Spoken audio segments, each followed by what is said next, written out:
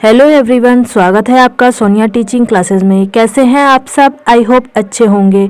चलिए स्टार्ट करते हैं आज के वीडियो को। आज के इस वीडियो में मैं डिस्कस करने वाली हूँ रीड 2025 के लिए हिंदी का प्रैक्टिस सेट।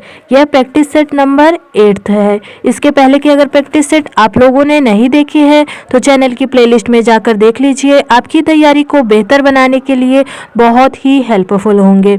चलिए बिना देरी के स्टार्ट करते हैं वीडियो को। सबसे पहला क्वेश्चन है, निर्गुण शब्द में कौन सी संधि है? विसर्ग संधि, व्यंजन संधि, या इनमें से कोई नहीं, या स्वर संधि? बताइए फ्रेंड्स। आप लोग भी आंसर देने की कोशिश करिएगा जिससे आपको पता चले कि आपकी तैयारी कैसी है, आप में अगर कमियां हैं तो कहां पर कमियां हैं, किस टॉपिक से आपकी गलतियां हो रही हैं, ये सब आप फाइंड कर पाएँ। तो इसलिए आप लोग आंसर ज़रूर दीजिएगा और वीडियो के अंत में कमेंट बॉक्स में ज़रूर बताइएगा आपके 30 में से कितने क्वेश्चन सही होते हैं। इस प्रश्न का सही आंसर होगा ऑप्शन ए, विसर्ग संधि यहाँ पर है। इसका संधि विच्छेद है निह प्लस गुण। निह प्लस गुण मिलाकर बना है निर्गुण। तो ऑप्शन ए हमारा सही आंसर होगा। अगला देखिए, निराधार शब्द का विलोम कौन सा होगा? साक्षर, साल, साध्य, या साधार? बताइए निराधार शब्द का विलोम शब्द क्या होगा? तो साधार होगा। ऑप्शन डी सही आंसर है। साध्य का क्या होगा? असाध्य होगा। साध्य का असाध्य विलोम होगा। साक्षर का क्या होगा? निरक्षर। साक्षर का निरक्षर होगा। यहाँ पर निराधार पूछा गया तो निराधार का क्या होगा? साधार। ऑप्शन डी सही आंसर होगा। अगला देखिए, कौन सा पर्यायवाची शब्द समूह अशुद्ध है? पति, इसका पर्यायवाची होता है कांत, स्वामी, भर्ता, सही है। इंद्र, इसका पर्यायवाची होता है देवेंद्र, सची, देवराज, गलत है, यही अशुद्ध है। सची नहीं होता, सचीपति होता है। क्या होता है? सचीपति। बाकी तो जो दो लिखे हैं वह इंद्र के पर्यायवाची हैं, लेकिन जो सची है यह गलत है। सचीपति होता तो यह भी इंद्र का पर्यायवाची बन जाता, तो यह शुद्ध हो जाता। पत्नी का दारा, वामा, गृहिणी, ये सब होता है। ईश्वर का परमात्मा, परमेश्वर, ईश, ये सब होता है। तो बाकी सभी शुद्ध है। ऑप्शन बी अशुद्ध है, ध्यान रखिएगा। बी हमारा सही आंसर होगा। अगला देखिए, कौन सा शब्द स्त्रीलिंग है? संसार, रचना, हृदय, या काव्य? बताइए कौन सा शब्द स्त्रीलिंग है? हमारी ट्रिक क्या है लिंग पहचानने की? अच्छा या अच्छी? अच्छा संसार, तो ये तो हो गया पुल्लिंग। ये क्या है? पुल्लिंग है। पुल्लिंग है अच्छा संसार। रचना, अच्छी रचना, तो ये है स्त्रीलिंग। ऑप्शन बी सही होगा। हृदय, अच्छा हृदय, अच्छी हृदय नहीं होगा, ये भी पुल्लिंग है। ये भी पुल्लिंग है। काव्य, अच्छा काव्य, तो ये भी पुल्लिंग है। बाकी तीनों ऑप्शन पुल्लिंग है। बी वाला यानी रचना, यह स्त्रीलिंग है। ऑप्शन बी सही आंसर होगा, ध्यान रखिएगा। अगला देखिए, निम्नलिखित में से कौन से शब्द में प्रत्यय है? वाल्मीकि, सरस, बेपरवाह, या व्यास? बताइए इनमें से कौन से शब्द में प्रत्यय है? तो वाल्मीकि में है। ऑप्शन ए सही आंसर है। वाल्मीकि में प्रत्यय कौन सा है? ई प्रत्यय है। कौन सा प्रत्यय है? ई प्रत्यय है। इसका मूल शब्द क्या है? वल्मीक। वल्मीक प्लस ई मिलाकर बना है वाल्मीकि, ध्यान रखिएगा। तो यहाँ पर सही आंसर होगा ऑप्शन ए। सरस में क्या है? सरस में सा उपसर्ग है और रस मूल शब्द है। सा प्लस रस मिलाकर बना है सरस, सा उपसर्ग है। बेपरवाह में बे उपसर्ग है और परवाह मूल शब्द है, तो बे उपसर्ग से मिलाकर बना है बेपरवाह। व्यास में कौन सा उपसर्ग है? वी उपसर्ग है। वी उपसर्ग है, वी प्लस आस मिलाकर बना है व्यास, और इसमें संधि भी है। कौन सी संधि है? यण संधि है, ध्यान रखिएगा। इसमें संधि भी है, यण संधि है, यह भी पूछा जा सकता है। वी प्लस आस मिलाकर बनेगा व्यास। वी उपसर्ग भी है और इसमें यण संधि भी है। तो यहाँ पर प्रत्यय युक्त शब्द पूछा गया है। ऑप्शन ए सही होगा। अगला देखिए, वर्तनी की दृष्टि से अशुद्ध शब्द कौन सा है? कृत, कृत्य, प्रज्वलित, भुजंगिनी, या प्रदर्शनी? बताइए इनमें से कौन सा शब्द अशुद्ध है? तो कौन सा अशुद्ध है? प्रदर्शनी। ऑप्शन डी वाला अशुद्ध है।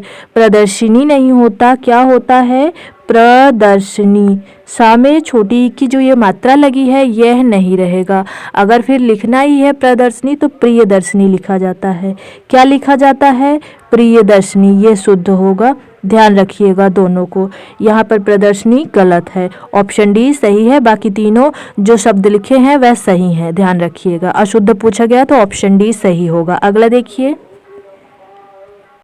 वीर शब्द की भाववाचक संज्ञा कौन सी है? वीरता, वीर, वीरत्व या ए और डी दोनों? बताइए इनमें से कौन सी वीर शब्द की भाववाचक संज्ञा है? तो कौन सी है? ए और डी दोनों, ऑप्शन बी सही आंसर होगा।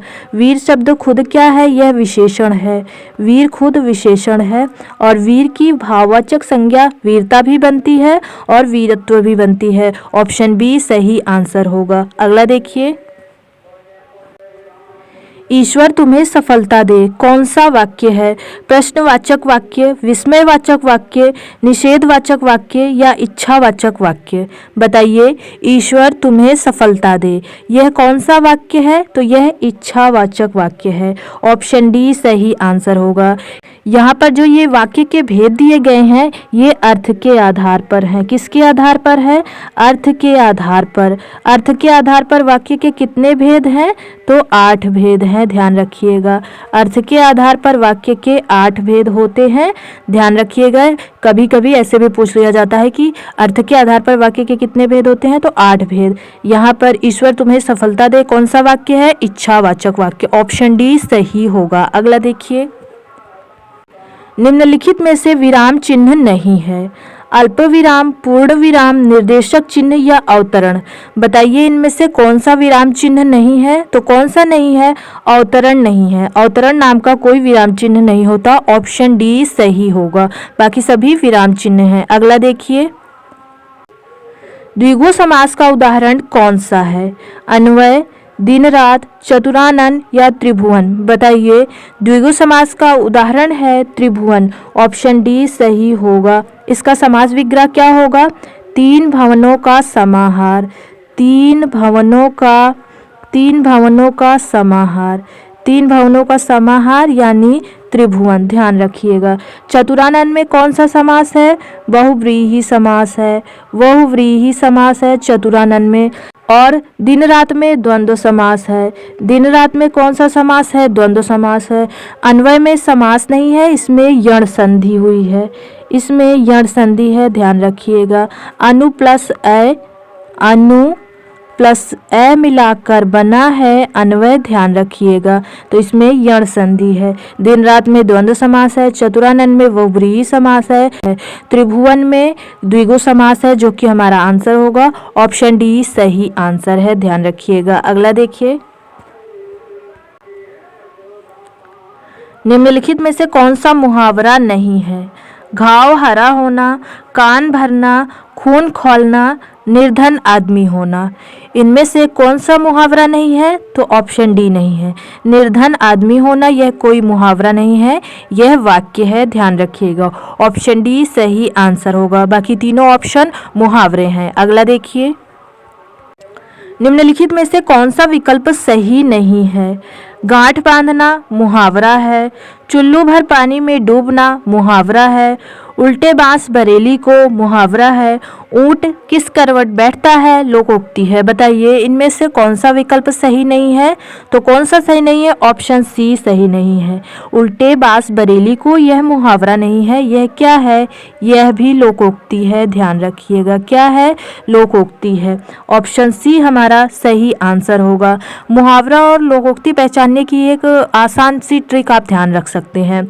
मुहावरे में ना जरूर होगा अंत में, जैसे यहाँ देखिए गांठ बांधना, चुल्लू भर पानी में डूबना, भाग जाना, इस तरह सब में ना जरूर आएगा जो मुहावरे होंगे, और जो मुहावरे नहीं होंगे उनमें ना नहीं रहेगा, तो वो लोकोक्ति के अंतर्गत आ जाएंगे। यह ट्रिक ध्यान रखिएगा, आपको पहचानने में आसानी होगी। ऑप्शन सी सही है। अगला देखिए, निम्नलिखित में से किस वाक्य में अकर्मक क्रिया है? श्याम भात खाता है, राधा रोती है, मैंने उसे अपनी पुस्तक दी, उसकी कमीज है। बताइए इनमें से किस वाक्य में अकर्मक क्रिया है?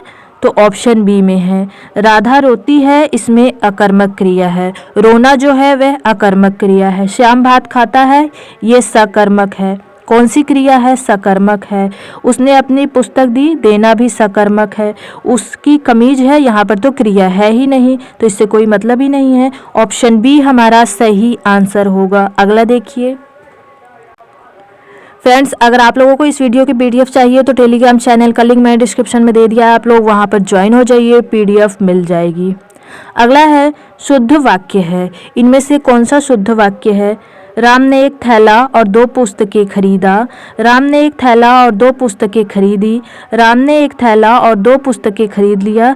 राम ने एक थैला और 2 पुस्तकें खरीदे। बताइए इनमें से कौन सा शुद्ध वाक्य है? तो ऑप्शन बी शुद्ध वाक्य है। राम ने एक थैला और 2 पुस्तकें खरीदी, ऑप्शन बी शुद्ध होगा। अगला देखिए, प्रयत्न के आधार पर ल किस प्रकार की ध्वनि है? पार्श्विक, उच्छिप्त, प्रकंपित या संघर्षहीन? बताइए प्रयत्न के आधार पर ला किस प्रकार की ध्वनि है? तो पार्श्विक ध्वनि है ला, ऑप्शन ए सही आंसर होगा। प्रकंपित के अंतर्गत रा आता है, ध्यान रखिएगा। यहाँ पर ला के बारे में पूछा गया है तो पार्श्विक ध्वनि होगी। ला पार्श्विक ध्वनि है, ध्यान रखिएगा। ऑप्शन ए सही आंसर है। अगला देखिए, प्रिंट मीडिया में सम्मिलित नहीं किया जा सकता। समाचार पत्र, पत्रिकाएं, पाठ्यपुस्तक, विद्यालय पत्रिकाएं। बताइए इनमें से क्या है जो प्रिंट मीडिया में सम्मिलित नहीं किया जा सकता? तो क्या नहीं सम्मिलित किया जा सकता? पाठ्यपुस्तक। ऑप्शन सी सही आंसर है। पाठ्यपुस्तक को प्रिंट मीडिया में सम्मिलित नहीं किया जा सकता। अगला देखिए, वस्तुनिष्ठ प्रश्नों की उपयोगिता का प्रमुख कारण है? रटाई से मुक्ति, पाठ्यक्रम व्यापित, निष्पक्ष मूल्यांकन, विद्यार्थियों का हित। बताइए वस्तुनिष्ठ प्रश्नों की उपयोगिता का प्रमुख कारण क्या है? निष्पक्ष मूल्यांकन। ऑप्शन सी सही आंसर होगा। वस्तुनिष्ठ प्रश्नों के माध्यम से हम निष्पक्ष मूल्यांकन कर पाते हैं। अगला देखिए, विचारों की अच्छी अभिव्यक्ति किस प्रकार के प्रश्नों में हो सकती है? वस्तुनिष्ठ, अति लघु उत्तरात्मक, निबंधात्मक या लघु उत्तरात्मक? बताइए इनमें से किस प्रकार के प्रश्नों में विचारों की अच्छी अभिव्यक्ति हो पाएगी?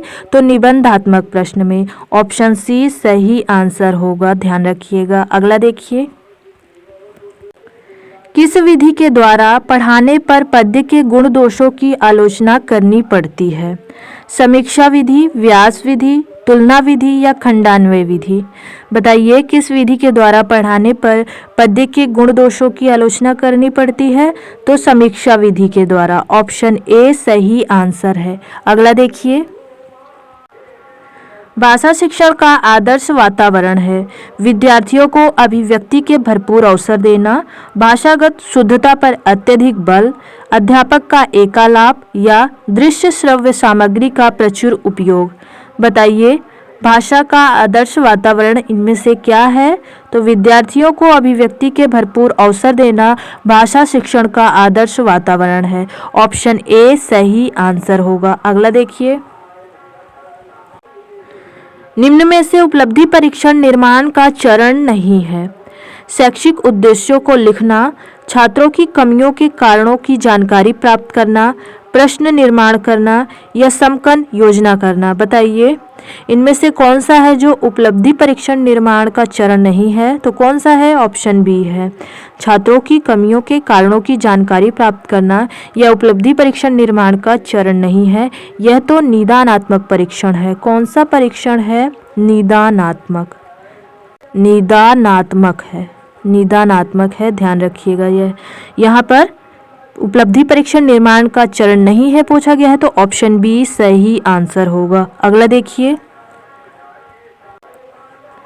भावात्मक पक्ष के मापन हेतु उपयुक्त मापनी है? व्यक्तित्व मापनी, अभिवृत्ति मापनी, उपलब्धि मापनी या प्रायोगिक परीक्षा? बताइए भावात्मक पक्ष के मापन हेतु उपयुक्त मापनी कौन सी है? तो अभिवृत्ति मापनी है। ऑप्शन बी सही आंसर होगा। अगला देखिए,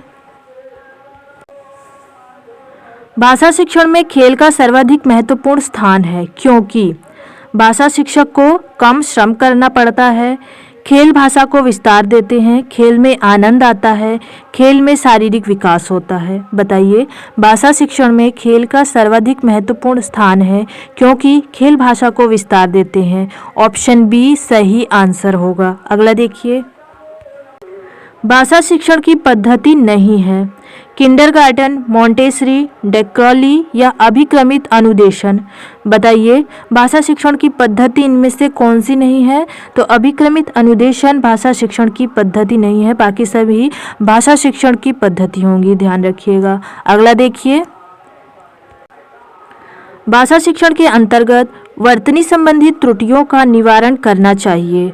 वर्तनी का शुद्ध उच्चारण एवं लेखन अभ्यास करवाकर, त्रुटियों का प्रकार गिनाकर, वर्तनी के बारे में कुछ बातें बताकर, त्रुटियों की उपेक्षा करके।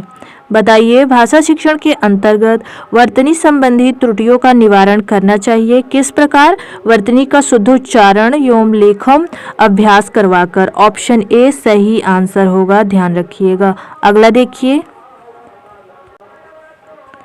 प्राथमिक स्तर पर हिंदी भाषा शिक्षण के लिए सबसे अधिक महत्वपूर्ण है। भाषा प्रयोग के अवसर, पाठ्यपुस्तक, उच्च स्तरीय तकनीकी यंत्र, व्याकरणिक नियमों का स्मरण। बताइए प्राथमिक स्तर पर हिंदी भाषा शिक्षण के लिए सर्वाधिक महत्वपूर्ण होगा भाषा प्रयोग के अवसर देना। ऑप्शन ए सही होगा। अगला देखिए,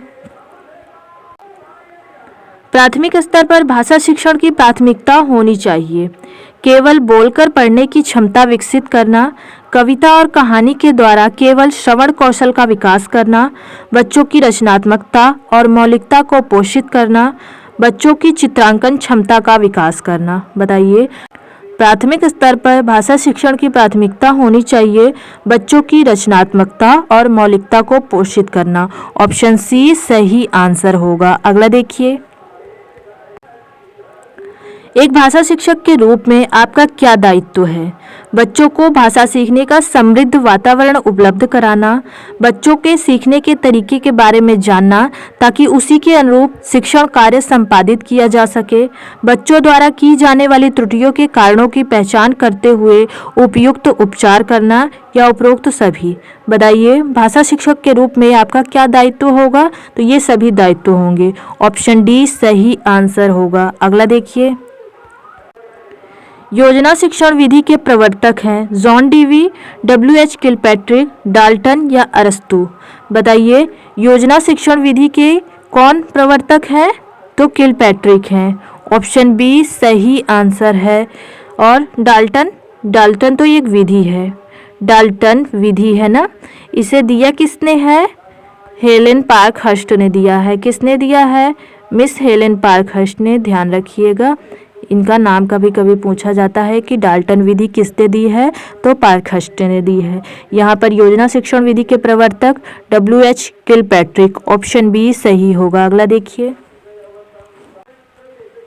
छोटे बालकों की कल्पना शक्ति विकसित करने का माध्यम है महापुरुषों की जीवनियाँ, रसानुभूति कविताएं, पौराणिक गाथाएं या परियों की कहानियाँ। बताइए छोटे बालकों की कल्पना शक्ति विकसित करने का माध्यम है परियों की कहानियाँ। ऑप्शन डी सही आंसर होगा। अगला देखिए,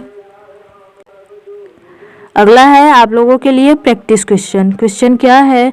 पिता ने समझाया कि सदा सत्य बोलना चाहिए। यह वाक्य उदाहरण है सरल वाक्य का, इच्छावाचक वाक्य का, मिश्र वाक्य का या आज्ञावाचक वाक्य का। इसका आंसर आप लोगों को कमेंट बॉक्स में बताना है। वीडियो कैसे लगा यह भी बताना है। वीडियो पसंद आए वीडियो को लाइक कीजिए, अपने दोस्तों के साथ शेयर कीजिए और ऐसे ही इंटरेस्टिंग वीडियोस देखने के लिए चैनल को जरूर सब्सक्राइब कीजिए। थैंक यू फ्रेंड्स, मिलते हैं नेक्स्ट वीडियो में।